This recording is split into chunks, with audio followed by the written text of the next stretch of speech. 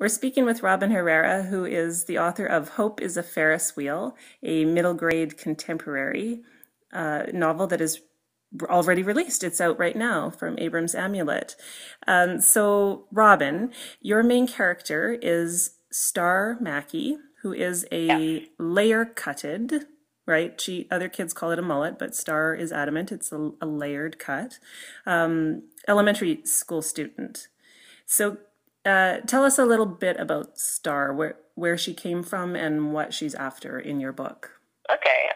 Star actually came from a doodle on some class notes that I was taking back in 2007, I think. Early 2007. It was a computer science class, so completely off topic. But I had drawn this little girl with very crazy hair. And I thought to myself, well, that hair looks really cool on the page, but like if I saw that girl in real life, I would totally say she had a mullet. And so she was kind of born from there. Right. And what she wants in this book, what she's after in this book, is she's after friends. She's moved to a new school, so really she just wants to make some friends and get everybody off her back about her mullet. Right. That is actually a layered cut. Right. Although, in my opinion, it actually is a mullet, and she's just in supreme denial. Ah. But Right. I think a lot of people have been reading it as she has a layered cut and her classmates are mean, which is also a valid interpretation. Right. Like a mullet is in the eye of the beholder, right? Exactly. Ooh, I like that. The mullet That's is going to be on the paperback. That'll be the tagline.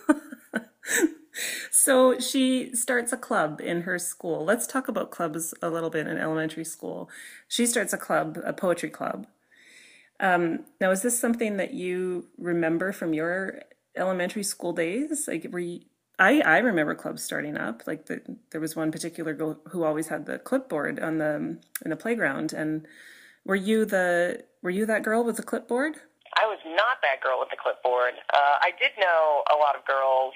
They never had clipboards, but there would be these clubs that started, and they would only last for like 3 days, but it would be, like the Spice Girls Club or something. Mm-hmm. And it would just be some girls who would hang out on the playground in a tiny circle, declare themselves Spice Girls, and then 5 days later they kind of forgot about it. Right.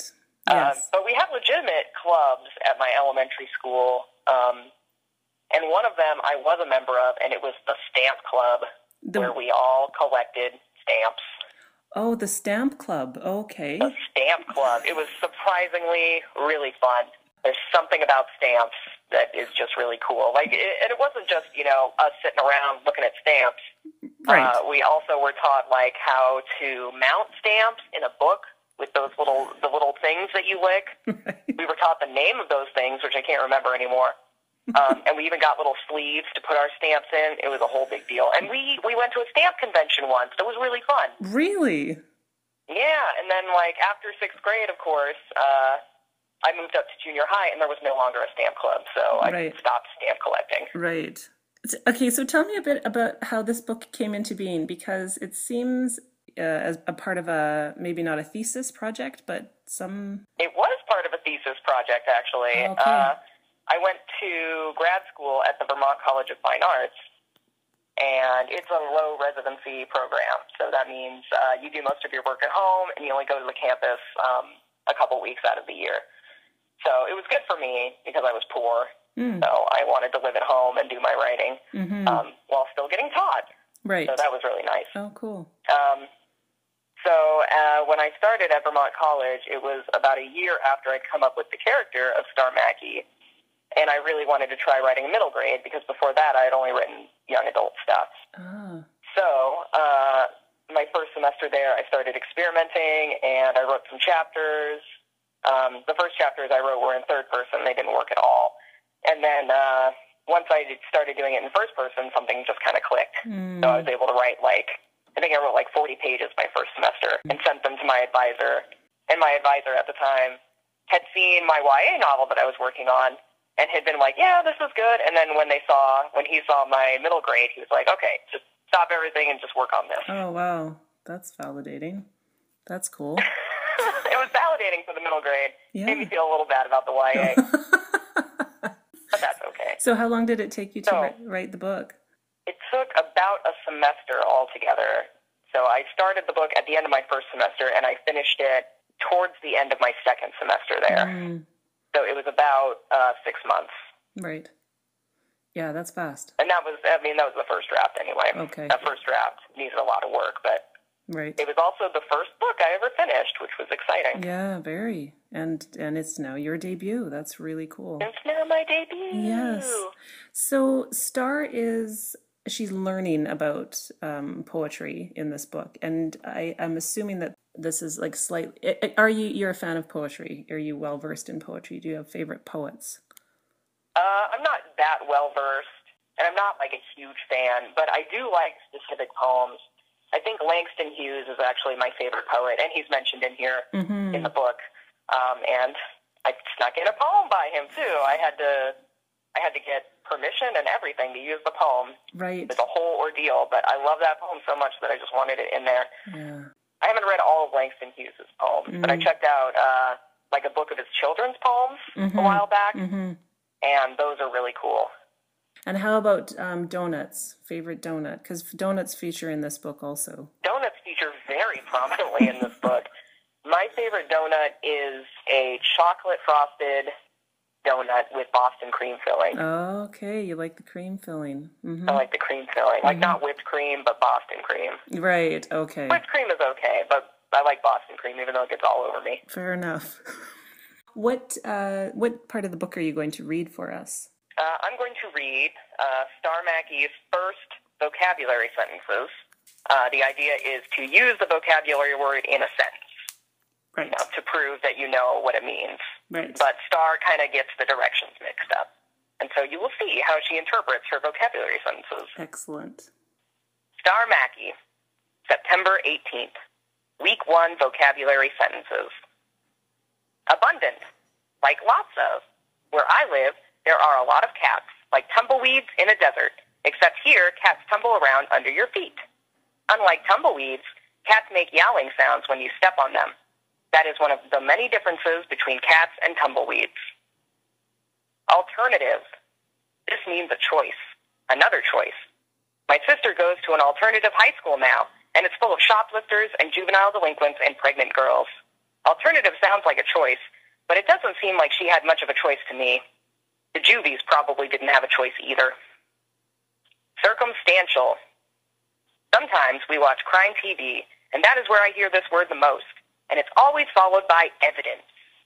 I think it means that it makes someone look guilty, but doesn't actually prove anything. So it's like how Mom and Gloria are always calling Dad a deadbeat jerk. But since I've never met him, I don't know if that's really true. Covert. Hidden, like a secret or a spy. If I were a spy, I would want to be covert and not attract attention to myself. But I guess I'm not cut out to be a spy because I already attracted attention to myself with my layered blue haircut. Most 5th graders don't have layered cuts or blue hair, but they are also not spies. Hysterical. This is my favorite.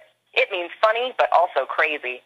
On the first day of school, I heard some kids talking about Mrs. Feinstein, who's this 4th grade teacher, you probably know her, Mr. Savage, who worked in a canning factory in college. And one day, whoop, off went her pinky because it was too close to one of the cutters. Now she keeps it in a jar in her desk, everyone says. And sometimes she takes it out and waves it around at her students when they aren't paying attention. And she says, "See what happens when you don't pay attention?" Which is funny when you hear it from 4th graders, but probably not so funny when you're sitting in the front row of Mrs. Feinstein's class. Lanky. I made a memory booster for this word. We had memory boosters at my old school, where you take each letter of the word and make it mean something different. So for lanky, it's long as 9 knobby yardsticks. I know the knobby part doesn't make sense. But I was thinking knobby like knees, because lanky people are usually skinny-legged, and their knees stick out, like Denny's. You know him, Mr. Savage, because he sits right in front of me. Do you ever notice how far out of his desk his legs stick? I have noticed. Neutral. I asked my sister what this meant, and she said Switzerland, which makes no sense. Then she said it's when you don't pick a side, and sometimes that can be worse than picking the wrong side. Like in our home lately, there is my mom's side and my sister's side. I try not to be on any side, but secretly, I'm always on my sister's side. Things aren't always her fault, like Mom says. Poverty. I think people associate this with trailer parks, because they think those people are too poor to afford a real house. I guess that's pretty much the meat of it, but I think there's a difference between when my mom says why we live in a trailer park and when everyone else says why we live in a trailer park.